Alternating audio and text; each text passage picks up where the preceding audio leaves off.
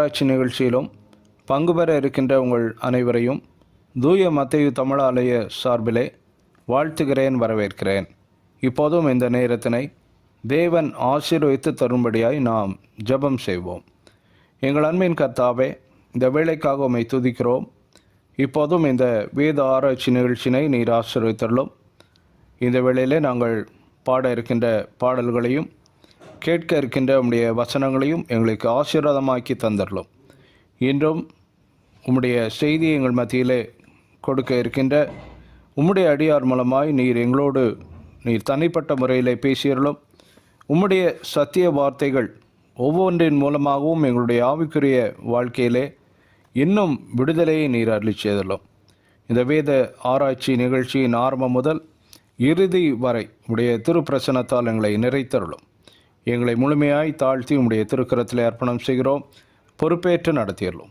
இயேசுவின் மூலம் ஜெபிக்கிறோம் எங்கள் நல்ல பிதாவே, ஆமேன். தேவனுடைய நாமத்திற்கு மகிமை உண்டாக. இந்த வேத ஆராய்ச்சி நிகழ்ச்சிக்கு ஆரம்பமாக நாம் யாவரும் கிறிஸ்தவ ஆராதனை கீதங்களிலே 218வது பாடலை பாடுவோம். பாடல் எண் 218.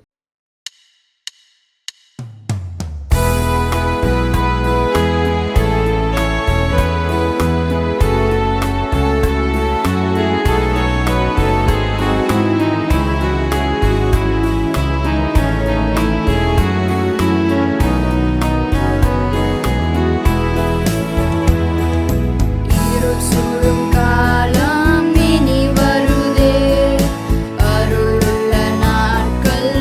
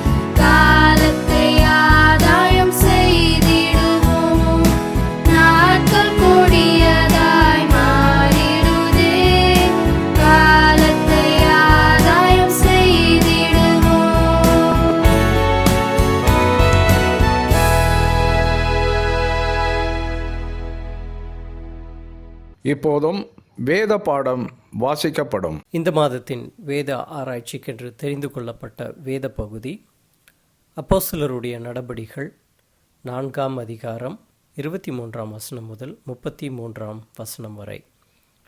The Bible reading for this month's Bible study is taken from the Acts of the Apostles chapter 4 verses from 23 to 33. அப்போஸ்தலருடைய நடபடிகள் 4ஆம் அதிகாரம் 23ஆம் வசனம் முதல். அவர்கள் விடுதலையாக்கப்பட்ட பின்பு தங்களை சேர்ந்தவர்களிடத்தில் வந்து பிரதான ஆசாரியர்களும் மூப்பர்களும் தங்களுக்கு சொன்ன யாவையும் அறிவித்தார்கள். அவர்கள் அதை கேட்டு ஒருமனப்பட்டு தேவனை நோக்கி சத்தமிட்டு, கர்த்தாவே, நீர் வானத்தையும் பூமியையும் சமுத்திரத்தையும் அவைகளிலுள்ள யாவற்றையும் உண்டாக்கின தேவனாயிருக்கிறீர். புறஜாதிகள் கொந்தளித்து ஜனங்கள் விருதா காரியங்களை சிந்திப்பானேன் என்றும், கர்த்தருக்கு விரோதமாகவும் அவருடைய கிறிஸ்துவுக்கு விரோதமாகவும் பூமியின் ராஜாக்கள் எழும்பி நின்று அதிகாரிகள் ஏகமாய் கூட்டம் கூடினார்கள் என்றும் தேவரீர் உம்முடைய தாசனாகிய தாவீதின் வாக்கினால் உரைத்தீரே. அந்தப்படி உம்முடைய கரமும் உம்முடைய ஆலோசனையையும் முன்குறித்தவைகள் யாவையும் செய்யும்படி ஏரோதும் பொந்தி பிலாத்தும் புறஜாதிகளோடும் இஸ்ரவேல் ஜனங்களோடும் கூட நீர் அபிஷேகம் பண்ணின உம்முடைய பரிசுத்த பிள்ளையாகிய இயேசுவுக்கு விரோதமாய் மெய்யாகவே கூட்டம் கூடினார்கள்.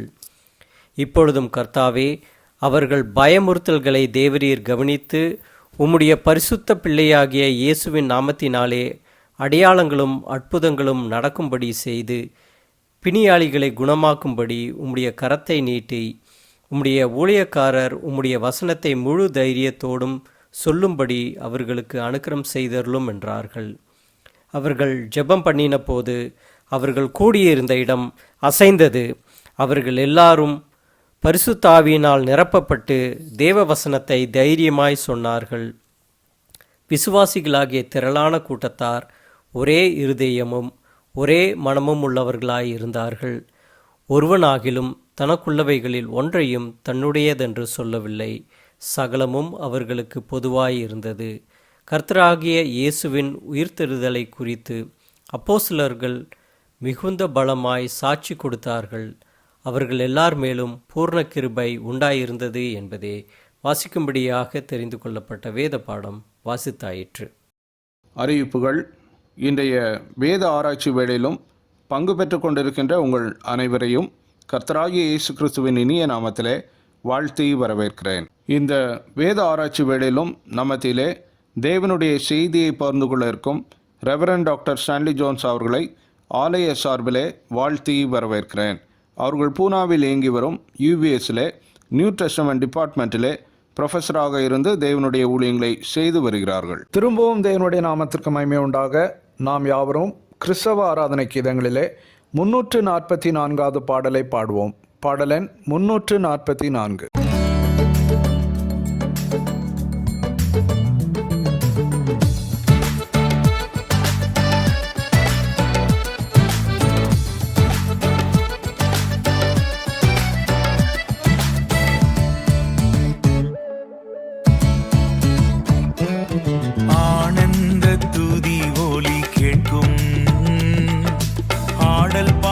சத்தமும் தொனிக்கும் ஆகாய விண்மீனாய் ஆபர்ஜனம் பெருகும் ஆண்டவர் வாக்கு பலிக்கும். ஆகாய விண்மீனாய் ஆபர்ஜனம் பெருகும் ஆண்டவர் வாக்கு பலிக்கும்.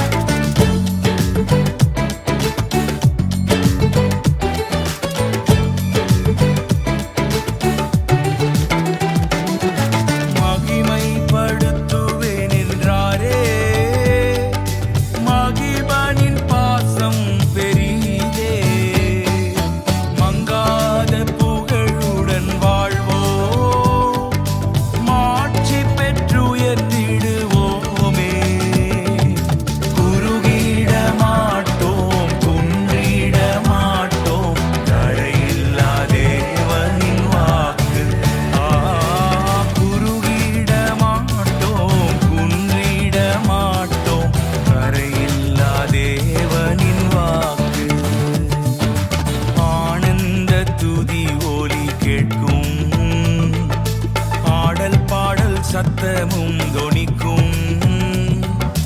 ஆகாய விண்மீனாய் அவர் ஜனம் பெருகும். ஆண்டவர் வாக்கு பலிக்கும். ஆகாய விண்மீனாய் அவர் ஜனம் பெருகும். ஆண்டவர் வாக்கு பலிக்கும்.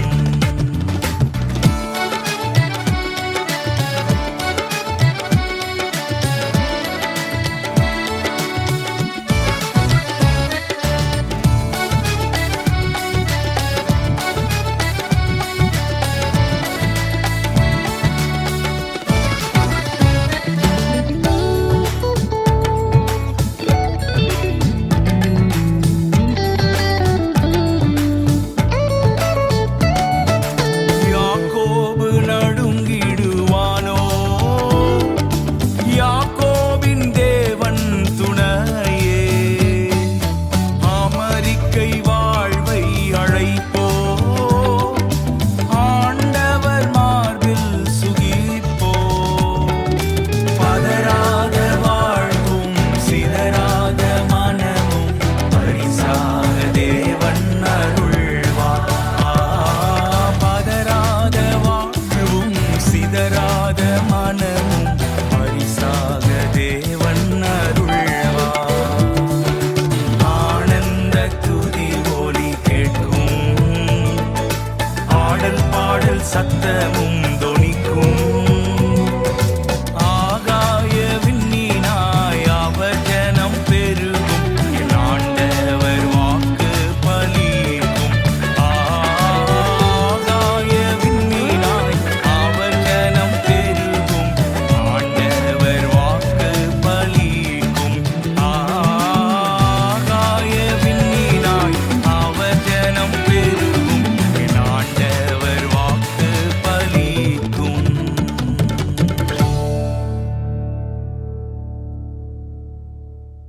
இப்போதும் ரெவரண்ட் டாக்டர் ஸ்டான்லி ஜோன்ஸ் அவர்கள் நம்ம மத்தியிலே தேவனுடைய வார்த்தைகளை பகிர்ந்து கொள்வார்கள். கிறிஸ்துவுக்குள் அன்பானவர்களே, ஆண்டவரும் இரட்சகருமாகிய இயேசு கிறிஸ்துவின் இனிய நாமத்தில் உங்கள் அனைவருக்கும் என் அன்பின் வாழ்த்துக்களை தெரிவித்துக் கொள்கிறேன். இம்மாதமும் இந்த வேத ஆராய்ச்சி கூடுகையில் கலந்து கொண்டு கர்த்தருடைய வார்த்தையை உங்களோடு பகிர்ந்து கொள்வதற்கு கிடைத்த இந்த வாய்ப்புக்காக ஆண்டவரை ஸ்தோத்தரிக்கிறேன். கடந்த முறை நாம் அப்போஸ்தலருடைய நடபடிகள் 4ஆம் அதிகாரம் 23 33 வசனங்களிலிருந்து ஆதி திருச்சபையினர் தாங்கள் சந்தித்த முதல் துன்புறுத்தலை எப்படி கையாண்டார்கள், அவர்களிடமிருந்து நாம் கற்றுக்கொள்ளும் பாடங்கள் என்ன என்று பார்த்தோம். துன்புறுத்தல் வரும்போது நாம் தேவனுடைய வல்லமையை சார்ந்திருக்க வேண்டும், வேத வசனத்தை சார்ந்திருக்க வேண்டும், கர்த்தருடைய ஜனங்களோடு ஐக்கியமாய் இருக்க வேண்டும், தேவ பலத்தோடு தொடர்ந்து கர்த்தருக்கு சாட்சிகளாய் இருக்க வேண்டும் என்று 4 பாடங்களை கற்றுக்கொண்டோம். இன்றும் அதே வசனங்கள் அப்போஸ்தலர் 4ஆம் அதிகாரம் 23 33 வசனங்களிலிருந்து அப்போஸ்தலருடைய நடபடிகள் நூலில் இடம்பெற்றுள்ள இந்த 2வது ஜெபத்திலிருந்து ஜெபத்தை குறித்த சில பாடங்களை கற்றுக்கொள்வோம். இந்த வசனங்களில் அப்போஸ்தலருடைய நடபடிகள் புத்தகத்தில் பதிவு செய்யப்பட்ட 2வது ஜெபத்தை பார்க்கிறோம். இதற்கு முந்தைய ஜெபம் யூதாசுக்கு பதில் புதிய அப்போஸ்தலனை நியமனம் செய்வது பற்றிய அந்த முதல் ஜெபத்தை அப்போஸ்தலர் 1ஆம் அதிகாரம் 24 25 வசனங்களில் பார்க்கிறோம். எனவே 4ஆம் அதிகாரத்தில் உள்ள ஜெபம் அப்போஸ்தலர் நடபடிகளில் பதிவு செய்யப்பட்ட 2வது ஜெபம். அப்போஸ்தலர் 4ஆம் அதிகாரத்தில் ஆதி விசுவாசிகள் சந்தித்த முதல் பெரிய உபத்திரவத்தை பார்க்கிறோம். அரசியல் அதிகாரிகளின் எதிர்ப்பு, மத தலைவர்களின் எதிர்ப்பு, சட்டவிரோதமான மிரட்டல் என்று எல்லா பக்கமும் விசுவாசிகளும் அப்போஸ்தலர்களும் தாக்கப்பட்ட அந்த நேரத்தில் விசுவாசிகள் என்ன செய்தார்கள், எப்படி ஜெபித்தார்கள், அவரிடமிருந்து நாம் ஜெபத்தை குறித்து என்ன பாடங்கள் கற்றுக்கொள்ள முடியும் என்று தொடர்ந்து பார்ப்போம். ஒன்று, நாம் கற்றுக்கொள்ளுகிற முதல் பாடம், இந்த வசனங்களில் கூட்டு ஜெபத்தின் முக்கியத்துவத்தை நாம் பார்க்கிறோம். The importance of corporate prayer. 23 24 வசனங்கள், 23 24 வசனங்களை நான் உங்களுக்கு வாசிக்கிறேன். அவர்கள் விடுதலையாக்கப்பட்ட பின்பு தங்களை சேர்ந்தவரிடத்தில் வந்து பிரதான ஆசாரியர்களும் மூப்பர்களும் தங்களுக்கு சொன்ன யாவையும் அறிவித்தார்கள். அவர்கள் அதை கேட்டு ஒருமனப்பட்டு தேவனை நோக்கி சத்தமிட்டு கர்த்தாவே, நீர் வானத்தையும் பூமியையும் சமுத்திரத்தையும் அவைகளுள்ள யாவற்றையும் உண்டாக்கின தேவனாயிருக்கிறீர் என்று ஜெபித்தார்கள். பேதுருவும் யோவானும் விடுவிக்கப்பட்டவுடன் அவர்கள் சீஷரிடத்தில் வந்து தங்களுக்கு நிகழ்ந்த எல்லாவற்றையும் அறிவித்தார்கள். அதை கேட்டு விசுவாசிகள் உடனடியாக ஒருமனப்பட்டு ஜெபித்தார்கள். பேதுருவும் யோவானும் மற்ற அப்போஸ்தலர்களும் நேராக சட்ட ஆலோசகரிடம் போகவில்லை. மக்களுடைய ஆதரவை திரட்ட முயற்சிக்கவில்லை. எதிரிகளை எப்படி சமாளிப்பது என்று கூடி ஆலோசிக்கவில்லை. மாறாக அவர்கள் உடனடியாக செய்தது சபைக்கு அதை தெரிவித்து விசுவாசிகளாக ஜெபித்தார்கள். இன்று பல நேரங்களில் சிரமங்கள், பாடுகள், துன்புறுத்தல்கள் வரும்போது நாம் நம்மையே தனிமைப்படுத்திக் கொள்கிறோம். அதுதான் சரியான அணுகுமுறை என்று நினைக்கிறோம். ஆனால் பேதுருவும் யோவானும் மற்ற அப்போஸ்தலர்களும் துன்புறுத்தலின் நேரத்தில் அவரவர் வீட்டுக்கு போய் சோர்ந்து உட்காரவில்லை. மனச்சோர்வோடு தங்களை தனிமைப்படுத்திக் கொள்ளவில்லை. அவர்கள் செய்த முதல் காரியம் திருச்சபையை கூட்டி ஜெபித்தார்கள். இங்குதான் கூட்டு பிரார்த்தனை, கார்ப்பரேட் பிரேயரின் ஒரு மாதிரியை பார்க்கிறோம். கூட்டு ஜெபம் என்றால் ஒரே இடத்தில் ஒரே நோக்கத்தோடு ஒரே தேவனை நோக்கி ஒரே இதயமாக ஜெபிப்பது. Praying together in one place with one purpose toward one God and with one heart. ஒன்றாக கூடி வருவதனால் மட்டும் அது கூட்டு ஜெபம் ஆகாது. அல்லது ஒரே நேரத்தில் ஜெபிப்பதனால் மட்டும் அது கூட்டு ஜெபம் ஆகாது. ஒரே இடத்தில் ஒரே நோக்கத்தோடு ஒரே தேவனை நோக்கி ஒரே இதயமாக ஜெபிப்பது கூட்டு ஜெபம். 23ஆம் வசனம், அவர்கள் அதை கேட்டு, அதாவது பேதுருவும் யோவானும் சொன்னதை கேட்டு ஒருமனப்பட்டு தேவனை நோக்கி சத்தமிட்டு ஜெபித்தார்கள் என்று சொல்லுகிறது. சில மொழிபெயர்ப்புகளில் அவர்கள் இதை கேட்டதும் ஒன்றாக தம் குரலை உயர்த்தியவர்களாக கர்த்தரை நோக்கி வேண்டினார்கள் என்று மொழிபெயர்க்கப்பட்டிருக்கிறது. இங்கு சத்தமிட்டு அல்லது குரலை உயர்த்தி என்பது ஒருமையில் உள்ளது. அநேகர் சத்தமிட்டார்கள், ஆனால் அது ஒரே சத்தமாக இருந்தது. அதுதான் ஒரு மனத்தின் வெளிப்பாடு. அதாவது அவர்கள் தனித்தனியாக ஜெபிக்கவில்லை. ஒரே நேரத்தில் அவரவர் தங்களுக்கு தோன்றியது போல் அவரவர் விருப்பத்திற்காக ஜெபிக்கவில்லை. மாறாக ஒரே விஷயத்திற்காக ஜெபித்தார்கள். சத்தமிட்டு ஜெபிப்பது என்பது வெவ்வேறு விஷயங்களுக்காக சத்தமிட்டு ஜெபிப்பது அல்ல. அப்படி செய்தால் அதில் ஒரு மனம் இல்லை, குழப்பமும் கூச்சலும் தான் இருக்கும். ஒருவர் ஜெபிக்க மற்ற எல்லாரும் அவருடன் உடன்பட்டு ஜெபித்தார்கள். எனவே அவர்கள் உண்மையில் ஒரே குரலில் ஜெபித்தார்கள். ஜெபத்தில் ஒருமை இல்லை என்றால் நம்முடைய ஜெபம் சத்தமாக இருக்கலாம், ஆனால் வலிமையாக இருக்காது. அதே போல 32ஆம் வசனம், விசுவாசிகளாகிய திரளான கூட்டத்தார் ஒரே இருதயமும் ஒரே மனமும் உள்ளவர்களாய் இருந்தார்கள் என்று பார்க்கிறோம். ஆதி திருச்சபை இந்த நேரத்தில் 5000க்கும் மேற்பட்ட விசுவாசிகள் அடங்கிய கூட்டமாக இருந்தது. அந்த 5000 பேரும் ஒரே மனதாக இருந்தார்களாம். ஒரே மனமாக ஒரே குரலில் ஜெபித்தார்களாம். அதுதான் அந்த இடத்தை அசைத்தது. இன்று ஏன் ஆண்டவர் நம்மை அசைப்பதில்லை என்பதற்கு நம்மை தற்பரிசோதனை செய்து கொள்ள இந்த வசனம் நம்மை அழைக்கிறது. இன்று நம்மிடத்தில் காணப்படும் ஒரு தவறான புரிதல், நம்முடைய சவால்களை சந்திக்க தனி ஜெபம் போதுமானது, கூட்டு ஜெபம் அவசியமில்லை என்ற கருத்து. உண்மைதான், நமக்கு தனி ஜெபம் அவசியம். ஆனால் அது கூட்டு ஜெபத்துக்கு ஒருபோதும் மாற்றாகாது. ஆதி திருச்சபையின் வெற்றியின் ரகசியமே கூட்டு ஜெபம்தான். வேத புத்தகத்தில் இந்த செய்தியை திரும்ப திரும்ப நாம் பார்க்கிறோம். அப்போஸ்தலர் 1ஆம் அதிகாரம் 14ஆம் வசனத்தில், அங்கே இவர்கள் எல்லாரும் ஸ்திரீகளோடும் இயேசுவின் தாயாகிய மரியாளோடும் அவருடைய சகோதரோடும் கூட ஒருமனப்பட்டு ஜெபத்திலும் வேண்டுதலிலும் தரித்திருந்தார்கள் என்று வாசிக்கிறோம். அதே போல அப்போஸ்தலர் 2ஆம் அதிகாரம் 42ஆம் வசனத்தில், அவர்கள் அப்போஸ்தலருடைய உபதேசத்திலும் அந்யோன்யத்திலும் அப்பம் பிற்குதலிலும் ஜெபம் பண்ணுதலிலும் உறுதியாய் தரித்திருந்தார்கள் என்று சொல்லப்பட்டிருக்கிறது. இயேசு மத்தேயு 18ஆம் அதிகாரம் 19-20 வசனங்களில் சொல்லும் போது, உங்களில் 2 பேர் தாங்கள் வேண்டிக் கொள்ள போகிற எந்த காரியத்தை குறித்தாகிலும் பூமியிலே ஒருமனப்பட்டிருந்தால் பரலோகத்தில் இருக்கிற என் பிதாவினால் அது அவர்களுக்கு உண்டாகும் என்று உங்களுக்கு சொல்லுகிறேன் என்று போதித்தார். இங்கு நாம் கவனிக்கிற இன்னொரு விஷயம், கூட்டு ஜெபம் என்றால் விசுவாசிகளாக ஆலயத்துக்குள் கூடி ஜெபிப்பது மட்டுமல்ல. 2 பேர் அல்லது அதற்கு மேற்பட்ட விசுவாசிகள் எங்கு கூடி ஜெபித்தாலும் அது கூட்டு ஜெபம்தான். அது குடும்பங்களிலும் நடக்கலாம், காரணம் மத்தேயு 18ஆம் அதிகாரம் 19-20 வசனங்களில் இயேசு சொன்ன சத்தியம் குடும்ப சூழலுக்கும் பொருந்தும். 2 பேர் தாங்கள் வேண்டிக் கொள்ள போகிற எந்த காரியத்தை குறித்தாகிலும் பூமியிலே ஒருமனப்பட்டிருந்தால் பரலோகத்தில் இருக்கிற என் பிதாவினால் அது அவர்களுக்கு உண்டாகும். ஏன் கூட்டு ஜெபம் அவசியம்? காரணம், கூட்டு ஜெபம் விசுவாசத்தை பலப்படுத்துகிறது. தனிநபராக நம்முடைய விசுவாசம் பலவீனமாக இருந்தாலும் விசுவாசிகளாக சேர்ந்து குழுவாக ஜெபிக்கும் போது நம்முடைய விசுவாசம் பலப்படும். அதே போல கூட்டு ஜெபம் சுயநலத்தை உடைக்கிறது. தனியாக ஜெபிக்கும் போது நான், என் குடும்பம், என் பிரச்சனை என்று நம்முடைய சொந்த பிரச்சனைகளையே மையப்படுத்தி ஜெபிப்பதற்கு அதிக வாய்ப்பு இருக்கிறது. ஆனால் கூட்டு ஜெபத்தில் பிறருடைய தேவை, தேவனுடைய சித்தம் என்று நம்முடைய ஜெப நோக்கத்தை விரிவுபடுத்த வாய்ப்பு உள்ளது. எனவே கூட்டு ஜெபம் நம்முடைய குறுகிய நோக்கங்களை தேவராஜ்ய நோக்கத்தோடு நேர்படுத்த உதவுகிறது.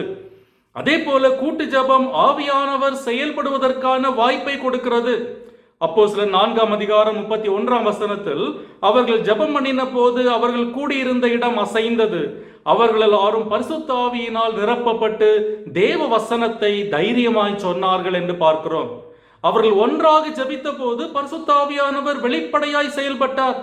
இது தற்செயலாய் நடந்த ஒரு நிகழ்ச்சியோ விதிவிலக்கோ அல்ல. இது வேதாகமத்தில் மீண்டும் மீண்டும் தொடர்ச்சியாக காணப்படும் ஒரு நடைமுறை. எங்கெல்லாம் விசுவாசிகள் ஒன்றாக கூடி ஜெபித்திருக்கிறார்களோ அங்கெல்லாம் பரிசுத்த ஆவியானவர் வெளிப்படையாய் செயல்பட்டிருக்கிறார். உதாரணமாக, விசுவாசிகள் ஒரு மனதாக ஜெபித்த போது பரிசுத்த ஆவியானவர் அவர்கள் மத்தியில் இறங்கினார் என்று அப்போஸ்தலர் 2ஆம் அதிகாரத்தில் பார்க்கிறோம். அதே போல அப்போஸ்தலர் 12ஆம் அதிகாரம் 5-7 வசனங்களில் சபை இடைவிடாமல் ஜெபித்த போது பேதுரு சிறைச்சாலையில் இருந்து அற்புதமாக விடுவிக்கப்பட்டார். அப்போஸ்தலர் 13ஆம் அதிகாரம் 2-3 வசனங்களில் சபையார் கூடி ஜெபித்த போது பவுலையும் பர்னபாவையும் தன்னுடைய ஊழியத்துக்கு பிரித்து விடுமாறு பரிசுத்த ஆவியானவர் திருவுளம் பற்றினார். எனவே எங்கெல்லாம் சபை ஒன்றாக கூடி ஜெபித்திருக்கிறார்களோ அங்கெல்லாம் பரிசுத்த ஆவியானவர் செயல்பட்டிருக்கிறார். நம்முடைய ஆராதனைகள் உண்மையிலேயே ஒரு மனதோடு ஜெபிக்கிற இடங்களாக இருக்கிறதா? நம்முடைய குடும்ப ஜெபங்களில் ஒரு மனம் இருக்கிறதா? விசுவாசிகளாக நாம் கூடி வரும்போது ஒரு மனமாக ஜெபிக்கும் பழக்கம் நமக்கு இருக்கிறதா? ஆதி திருச்சபையின் வெற்றியின் ரகசியம் பெரிய கட்டிடங்கள் அல்ல, பெரிய வசதிகள் அல்ல, அதிகார பிரதிநிதித்துவம் அல்ல. அவர்கள் ஒன்றாக ஜெபிக்கும் மக்களாக இருந்தார்கள். அதுதான் அவர்களுடைய வெற்றியின் ரகசியம்.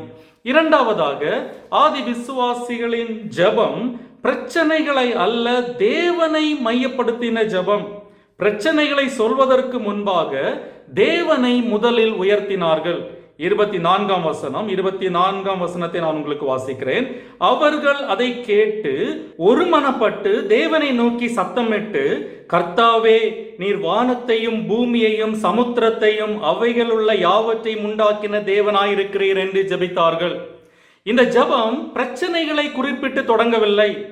ஜெபம் தேவனுடைய மகத்துவத்தை நினைவுபடுத்தி தொடங்குகிறது. விண்ணப்பத்தை வைப்பதற்கு முன் தேவன் யார் என்பதை ஒப்புக்கொள்கிறார்கள். இந்த ஜெபத்தின் சிறப்பம்சம் அவர்கள் ஆராதிக்கும் ஆண்டவர் வானத்தையும் பூமியையும் சமுத்திரத்தையும் அவைகளுள்ள அனைத்தையும் படைத்தவர் என்ற விசுவாச அறிக்கையோடு ஜெபத்தை தொடங்குகிறார்கள். இந்த பிரபஞ்சத்தின் முழு அதிகாரத்தையும் கொண்டிருக்கிற ஆண்டவர் நம்முடைய கர்த்தர். எனவே நாம் கேட்கவோ சிந்திக்கவோ முடியாததை விட அதிகமாக அவர் செய்ய முடியும். எந்த துன்புறுத்தலும் நம்மை ஒன்றும் செய்ய முடியாது. இந்த விசுவாசம்தான் ஆதி விசுவாசிகளுக்கு துன்புறுத்தலை தாங்கும் பலன் கொடுத்தது. இதைதான் இயேசுவும் தான் கற்றுக் கொடுத்த பரமண்டல ஜெபத்தில் சொன்னார். பரலோகத்தில் இருக்கிற எங்கள் பிதாவே, உம்முடைய நாமம் பரிசுத்தப்படுவதாக, உம்முடைய ராஜ்யம் வருவதாக, உம்முடைய சித்தம் பரலோகத்தில் செய்யப்படுவது போல பூமியிலேயும் செய்யப்படுவதாக என்று ஜெபித்த பின்புதான் அவருடைய தனிப்பட்ட தேவைகளுக்காக ஜெபிக்க கற்றுக் கொடுத்தார். அதே முறையை பின்பற்றி தான் ஆதி விசுவாசிகளும் 5 வசனங்களை 24 28 வசனம் வரை 5 வசனங்களை கர்த்தருடைய நாமத்தை உயர்த்தி அவருடைய ராஜ்ய செய்தியை சொல்ல தைரியத்தையும் சக்தியையும் தர வேண்டும் என்று ஜெபிப்பதற்கு செலவிட்டார்கள். இந்த நடைமுறையை நாம் பழைய ஏற்பாட்டு சங்கீதங்களிலும் பார்க்கலாம். முதலில் கர்த்தரை உயர்த்தி பின்பு தங்களுடைய சொந்த விண்ணப்பங்களை சொல்லும் நடைமுறையை தான் நாம் பழைய ஏற்பாட்டு சங்கீதங்களிலும் பார்க்கிறோம். குறிப்பாக சங்கீதம் 3 உபத்திரவத்தின் மத்தியில் எழுதப்பட்ட ஒரு சங்கீதம். அந்த சங்கீதத்தின் 3ஆம் வசனத்தில், கர்த்தாவே நீர் என் கேடகமும் என் மகிமையும் என் தலையை உயர்த்துகிறவருமாய் இருக்கிறீர் என்று ஆண்டவரை மகிமைப்படுத்திவிட்டு பின்பு 7ஆம் வசனத்தில் தான் கர்த்தாவே எழுந்தருளும், என் தேவனே என்னை இரட்சியும் என்று சொல்லுகிறார். பயம் இருந்தாலும் ஜெபம் தேவனை உயர்த்துதலோடு தொடங்குகிறது. அதே போல சங்கீதம் 18 கர்த்தர் என் கன்மலையும் என் கோட்டையும் என் இரட்சகரும் என் தேவனும், நான் நம்பியிருக்கிற என் துருகமும் என் கேடகமும் என் இரட்சண்ய கொம்பும் என் உயர்ந்த அடைக்கலமுமாயிருக்கிறார் என்று முதல் 2 வசனங்களில் தேவனை பல பெயர்களில் மகிமைப்படுத்திவிட்டு பின்பு 6ஆம் வசனத்தில் என் நெருக்கத்திலே நான் ஆண்டவரை நோக்கி கூப்பிட்டேன் என்று சொல்லுகிறார். தேவனை அறிந்த நம்பிக்கையே விண்ணப்பத்துக்கு அடிப்படை. ஜெபம் நம்முடைய பிரச்சனைகளை பட்டியலிடும் இடம் மட்டுமல்ல, தேவனோடுள்ள நம்முடைய உறவை வலுப்படுத்தும் இடமும் கூட. எனவே பிரச்சனைகளை பட்டியலிடுவதில் அல்ல, கர்த்தரை மகிமைப்படுத்துவதில் நம்முடைய ஜெபங்கள் தொடங்க வேண்டும். இன்றைக்கு நம்முடைய ஜெப வாழ்க்கையில் காணப்படும் ஒரு பெரிய பிரச்சனை, நாம் தேவனை விட நம்முடைய பிரச்சனைகளிலேயே அதிக கவனம் செலுத்துகிறோம். நம்முடைய தேவைகள், நம்முடைய கவலைகள், நம்முடைய விருப்பங்கள், ஆசைகள், இவைகளே நம்முடைய ஜெபத்தின் மையமாகி விடுகிறது.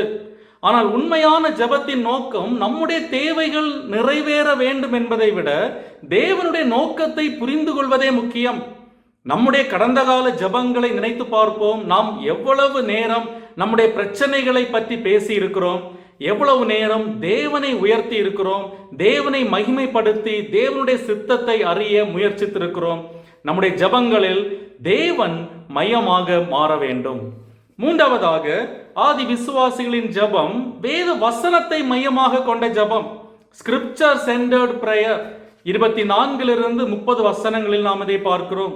இந்த ஜெபத்தில் அப்போஸ்தலர்களும் விசுவாசிகளும் பயன்படுத்தும் வேத வசனங்களை பாருங்கள்.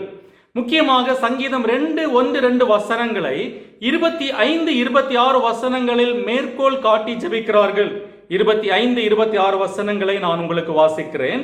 புறஜாதிகள் கொந்தளித்து ஜனங்கள் விருதா காரியங்களை சிந்திப்பானேன் என்றும், கர்த்தருக்கு விரோதமாகவும் அவருடைய கிறிஸ்துவுக்கு விரோதமாகவும் பூமியின் ராஜாக்கள் எழும்பி நின்று அதிகாரிகள் ஏகமாய் கூட்டம் கூடினார்கள் என்றும் தேவரீர் உம்முடைய தாசனாகிய தாவீதின் வாக்கினால் உரைத்தீரே என்று வேத வசனத்தை சுட்டிக்காட்டி ஜெபித்தார்கள்.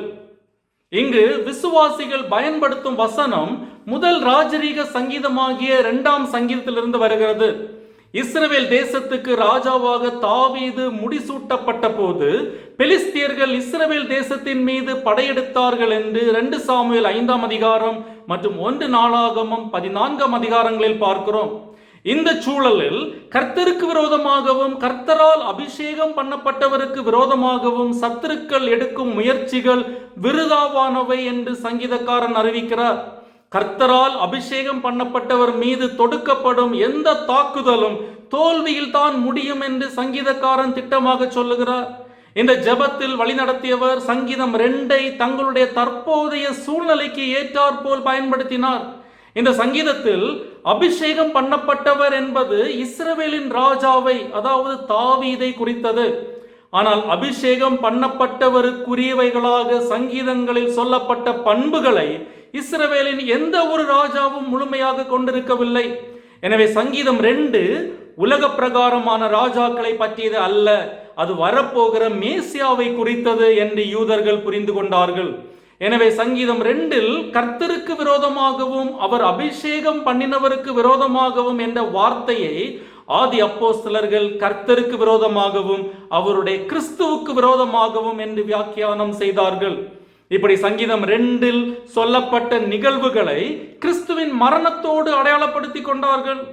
ஏரோதும் பொந்தியு பிலாத்தும் புறஜாதிகளோடும் இஸ்ரவேல் ஜனங்களோடும் கூட நீர் அபிஷேகம் பண்ணின உம்முடைய பரிசுத்த பிள்ளையாகி இயேசுவுக்கு விரோதமாய் மெய்யாகவே கூட்டம் கூடினார்கள் என்று 28ஆம் வசனத்தில் தொடர்பு படுத்தி ஜெபித்தார்கள். காரணம், உலக பிரகாரமாக பூமியின் ராஜாக்களும் ஆட்சியாளர்களும் ஏரோதும் பொந்தியு பிலாத்தும் அவனுடைய ஆட்களும் கர்த்தருக்கும் அவருடைய கிறிஸ்துவுக்கும் எதிராக ஒன்றிணைந்த போது இது ஏதோ கர்த்தருக்கு விரோதமான சூழ்ச்சி வெற்றியடைந்ததாக தோன்றி இருந்திருக்கலாம். ஆனால் சங்கீதம் தொடர்ந்து சொல்வது போல பரலோகத்தில் அமர்ந்திருப்பவர் நகைத்தார், கர்த்தர் அவர்களை பார்த்து இகழ்ந்தார். கடவுளின் எதிரிகள் இயேசுவை சிலுவையில் அறைந்தபோது அவர்கள் வெற்றி பெற்றதாக நினைத்தார்கள். ஆனால் கர்த்தர் அவரை மரித்தோரிலிருந்து எழுப்பினார். அவர் உயிருள்ளவர்களையும் மரித்தோரையும் நியாயம் தீர்க்கவும், தாவீதின் சிங்காசனத்தில் கர்த்தரால் அபிஷேகம் செய்யப்பட்டவராக ஆட்சி செய்யவும் மீண்டும் வருவார். எப்படி கர்த்தரால் அபிஷேகம் பண்ணப்பட்ட ராஜாவாகிய தாவீதுக்கு விரோதமாக எழுந்த பெலிஸ்தியரின் திட்டம் தோற்கடிக்கப்பட்டதோ, எப்படி கிறிஸ்துவுக்கு எதிராக பூமியின் ராஜாக்களும் ஆட்சியாளர்களும் ஏரோதும் பொந்தியு பிலாத்தும் அவனுடைய ஆட்களும் கிறிஸ்துவை ஒழித்து கட்ட வேண்டும் என்று போட்ட திட்டம் தோற்கடிக்கப்பட்டதோ, அதே போல இப்பொழுது ஆலோசனை சங்கத்தார் அப்போஸ்தலர்களுக்கு எதிராக போடும் திட்டமும் தோல்வியில் முடிவடையும் என்று உறுதியோடு ஜெபித்தார்கள். இந்த வெளிப்பாடு எல்லாம் அவர்களுக்கு எங்கிருந்து கிடைத்தது? வேத வசனத்திலிருந்து தான் கிடைத்தது. இனி நம்முடைய விசுவாச ஒழுங்குகள் சீர்கட்டு போவதற்கு முக்கிய காரணம் நாம் வேத வசனத்தால் நம்முடைய ஜபங்களை ஒழுங்குபடுத்துவதில்லை. ஆதி திருச்சபை வேத புத்தகத்தை வாசிப்பதற்கு மட்டுமல்ல, ஜபிப்பதற்கும் பயன்படுத்தி இருக்கிறார்கள். இயேசுவும் அப்போஸ்தலர்களும் வேத வசனங்களை நேரடியாகவும் மறைமுகமாகவும் ஜபத்தில் பயன்படுத்தியதற்கான பல தெளிவான உதாரணங்கள் வேதாகமத்தில் உண்டு. சிலுவையில் இயேசு சங்கீதம் 22:1 அப்படியே சொல்லி ஜபித்தார். இயேசு வேத வசனத்தை வெறும் மேற்கோள் காட்டவில்லை, வேதத்தை ஜபமாக மாற்றினார். மிகுந்த வேதனையிலும் இயேசுவின் ஜபமொழி வசன மொழியாகவே இருந்தது. ஏன் வேத வசனத்தை ஜபத்தில் பயன்படுத்துவது நல்லது? காரணம், வேத வசனம் ஜபத்திற்கு திசை, டைரக்ஷன் தருகிறது. பவுல் ரோமர் 10:17 சொல்வது போல, விசுவாசம் தேவனுடைய வார்த்தையை கேட்பதனால் வருகிறது. ஒரு குழந்தை தன்னுடைய அப்பாவிடம் போய் இதை நீங்கள் தருவதாக சொன்னீர்கள் அல்லது செய்வதாக சொன்னீர்கள் என்று சொல்லும் போது அது அந்த குழந்தைக்கு தன்னுடைய தகப்பனார் அதை செய்வார் என்ற நம்பிக்கையை கொடுக்கிறது. அது மட்டுமல்ல, வேத வசனம் நம்முடைய ஜபங்கள் சுயநலம் உள்ள உலக பிரகாரமான ஜபங்களாக இல்லாமல் இருக்கும்படி பார்த்து கொள்ள உதவும். என் விருப்பம் அல்ல, தேவனுடைய சித்தம் என்று ஜெபிப்பதற்கு வேத வசனம் நம்மை வழி நடத்தும். அதோடு வேத வசனம் ஜபத்தில் தைரியத்தை தருகிறது. ஜபம் உணர்ச்சியிலிருந்து வர வேண்டும், வேத வசனம் தேவையில்லை என்பது தவறான புரிதல். காரணம், வசனங்கள் இல்லாத ஜபம் திசை இல்லாத பயணம். ஆதி விசுவாசிகள் வசனங்களை ஜபத்தில் பயன்படுத்தினது தேவன் மறந்து போனதை நினைவுபடுத்த வேண்டும் என்பதற்காக அல்ல. வசனம் இப்படி சொல்லுகிறதே என்று தங்கள் விசுவாசத்தை வலுப்படுத்த வசனம் உதவியது. எனவே வேத வசனம் தேவனை நினைவூட்டுவதற்காக அல்ல, நம்மை விசுவாசத்தில் வலுப்படுத்துவதற்காக.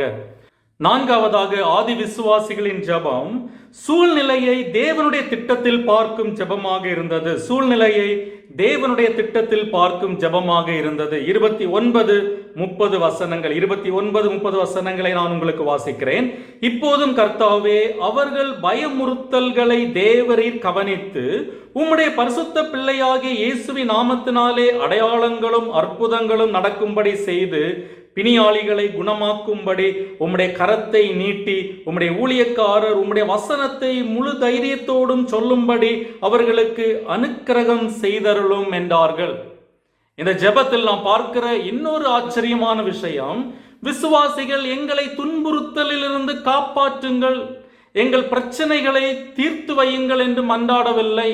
இந்த பயமுறுத்தல்களை தேவரீர் கவனித்தருளும் என்று அதை ஆண்டவருடைய கரங்களில் விட்டுவிட்டார்கள். அந்த நேரத்தில் அவருடைய முதன்மையான கவலை இந்த நெருக்கடியான நேரத்தில் எப்படி ஆண்டவருடைய வசனத்தை பிரசங்கிப்பது என்பதுதான். அவர்கள் சுகத்தை கேட்கவில்லை, சாட்சி பகரும் தைரியத்தை கேட்டார்கள். ஒரு போர் வீரன் போருக்கு போகும்போது என்னை வீட்டிலேயே பத்திரமாக வைத்திரும் என்று கேட்க மாட்டான், போர்க்களத்தில் தைரியம் கொடு என்றுதான் கேட்பான். அதை தான் சீஷர்களும் விசுவாசிகளும் இங்கு செய்தார்கள். பவுல் சிறைச்சாலையில் இருக்கும் போதும் இதைத்தான் ஜெபிக்க கேட்டுக்கொண்டார்.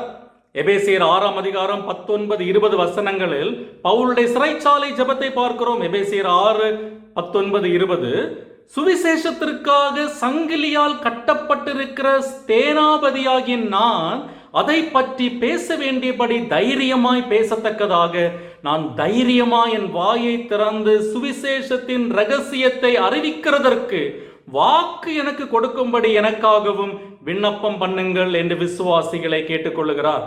நான் விடுதலையாக ஜெபம் பண்ணுங்கள் என்று அல்ல, நான் தைரியமாய் வசனத்தை பிரசங்கிக்க ஜெபம் பண்ணுங்கள்.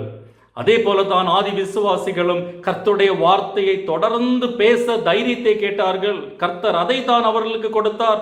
இந்த ஜெபத்துக்கு பின்பு விசுவாசிகளுக்கு எதிரான துன்புறுத்தல் இன்னும் தீவிரமடைந்தது என்பது நமக்கு தெரியும். அப்போஸ்தலர் 6ஆம் அதிகாரம் தொடங்கி ஸ்தேவான் கொலை செய்யப்படுதல், சவுலின் துன்புறுத்தல், யாக்கோபின் மரணம் என்று அடுக்கடுக்காய் துன்புறுத்தல் அதிகமாகிக் கொண்டு தான் சென்றது. ஆனால் இந்த துன்புறுத்தல் எதுவுமே விசுவாசிகளும் அப்போஸ்தலர்களும் கிறிஸ்துவை பிரசங்கிப்பதற்கு தடையாக இருக்கவில்லை. தைரியமாக வசனத்தை பிரசங்கித்தார்கள். இந்த ஜெபத்தில் விசுவாசிகள் ஒரு முக்கியமான செயலை செய்கிறார்கள். அவர்கள் சூழ்நிலையை மறுக்கவில்லை, அவர்கள் எதிரிகளை புறக்கணிக்கவில்லை. ஆனால் அந்த சூழ்நிலையை கர்த்தருடைய பெரிய திட்டத்தின் வெளிச்சத்தில் பார்த்தார்கள். இவையெல்லாம் உம்முடைய கரமும் உம்முடைய ஆலோசனையும் முன்பே தீர்மானித்தபடி நடந்தது என்று ஜெபித்தார்கள். இதன் அர்த்தம் என்ன? யூதர்களும் புறஜாதிகளும் கிறிஸ்துவுக்கும் அவருடைய அப்போஸ்தலர்களுக்கும் எதிராக செய்த காரியங்கள் எல்லாம் கர்த்தரால் ஏற்படுத்தப்பட்டவை என்று அவர்கள் சொல்லவில்லை. மாறாக இந்த தீய காரியங்களும் கூட தேவனுடைய இறுதி திட்டத்தை தடுக்க முடியாது என்று நம்பினார்கள். பேதுருவுக்கும் யோவானுக்கும் வந்த மிரட்டலை ஆதி விசுவாசிகள் ஒரு தனிப்பட்ட தாக்குதலாகவோ ஊழிய தோல்வியாகவோ ஒருபோதும் பார்க்கவில்லை. அப்படி பார்த்திருந்தால் சோர்ந்து போயிருப்பார்கள். அவர்கள் அதை தேவனுடைய பெரிய திட்டத்தின் வெளிச்சத்தில் பார்த்தார்கள். அதனால் தான் அவர்கள் ஜெபத்தில் இந்த மிரட்டல்களை நீக்கும் என்று கேட்கவில்லை, மாறாக இந்த மிரட்டல்களை பார்த்து எங்களுக்கு தைரியம் தாரும் என்று கேட்டார்கள். சூழ்நிலை மாறவில்லை, ஆனால் அந்த சூழ்நிலையை அவர்கள் பார்க்கும் விதம் மாறியது. சூழ்நிலை பயத்தை உண்டாக்கவில்லை, அது தைரியமான சாட்சிக்கு வழிவகுத்தது. ஆதியாகமம் 50ஆம் அதிகாரம் 20ஆம் வசனத்தில் யோசேப்பு சொல்வது போல, நீங்கள் தீமை நினைத்தீர்கள், ஆனால் தேவன் அதை நன்மையாக மாற்றினார். நாம் சூழ்நிலைகளை தேவனுடைய திட்டத்தின் வெளிச்சத்தில் பார்க்க வேண்டியது அவசியம். காரணம், அது பயத்தை விசுவாசமாக மாற்றுகிறது. சூழ்நிலையை மட்டும் பார்த்தால் அது பயத்தை ஏற்படுத்தும். ஆனால் சூழ்நிலையை தேவனுடைய திட்டத்தின் வெளிச்சத்தில் பார்த்தால் அது நம்பிக்கையை ஏற்படுத்தும். அதே போல சூழ்நிலையை தேவனுடைய கண்ணோட்டத்தில் பார்க்கும்போது அது பழி வாங்கும் போக்கை நீக்குகிறது. சூழ்நிலை தேவனுடைய கரங்களில் இருக்கிறது என்று நம்பும் போது நாம் நீதியை நம்முடைய கைகளில் எடுத்துக்கொள்ள துணிய மாட்டோம். இதற்கு சில நாட்களுக்கு முன்புதான் இதே யோவானும் யாக்கோபும் இயேசுவை ஏற்றுக்கொள்ளாத சமாரிய கிராமத்து மக்கள் மேல் வானத்திலிருந்து அக்கினி இறங்கி அவர்களை அழிக்கும்படி நாங்கள் கட்டளையிட உமக்கு சித்தமா என்று கேட்டார்கள். இதை நாம் லூக்கா நற்செய்தியின் நூல் 9ஆம் அதிகாரம் 51 56 வசனங்களில் பார்க்கிறோம். ஆனால் இங்கு அப்போஸ்தலர் 4ஆம் அதிகாரத்தில் நாம் பார்க்கும் யோவான் அந்த பழைய யோவான் அல்ல. எதிரிகள் நாசமாக போக வேண்டும் என்று கேட்கவில்லை, மாறாக இந்த மிரட்டல்களை நீர் பார்த்து கொள்ளும் என்று ஜெபித்தார்கள். வேறு வார்த்தைகளில் சொன்னால், இந்த மிரட்டல்கள் உம்முடைய பொறுப்பு என்று விஷயத்தை கர்த்தருடைய கரங்களில் ஒப்படைத்தார்கள். இதுதான் ஆவிக்குரிய முதிர்ச்சி. எதிரிகளை தாக்குவதல்ல, ஊழியத்தில் நிலைத்திருப்பதே உண்மையான விசுவாசத்தின் அடையாளம். இந்த முதிர்ச்சி அப்போஸ்தலர்களுக்கு எப்படி வந்தது? சூழ்நிலையை தேவனுடைய பார்வையிலிருந்து பார்த்ததினால் வந்தது. நாம் ஜெபிக்கும் போது பிரச்சனைகளை மட்டும் பார்க்கிறோமா, அல்லது பிரச்சனைகளின் மத்தியிலும் தேவனுடைய திட்டத்தை நம்புகிறோமா? விசுவாசம் என்பது சூழ்நிலையை மறுப்பதல்ல, மாறாக சூழ்நிலையை தேவனுடைய திட்டத்தில் பார்ப்பது. ஐந்தாவதாக, கடைசியாக, இந்த ஜெபத்தின் விளைவு 31 33 வசனங்களில் சொல்லப்பட்டிருக்கிறது. 31 33 வசனங்களை நான் உங்களுக்கு வாசிக்கிறேன். அவர்கள் ஜெபம் பண்ணின போது அவர்கள் கூடியிருந்த இடம் அசைந்தது. அவர்கள் எல்லாரும் பரிசுத்த ஆவியினால் நிரப்பப்பட்டு தேவ வசனத்தை தைரியமாய் சொன்னார்கள். விசுவாசிகளாகிய திரளான கூட்டத்தார் ஒரே இருதயமும் ஒரே மனமும் உள்ளவர்களாயிருந்தார்கள்.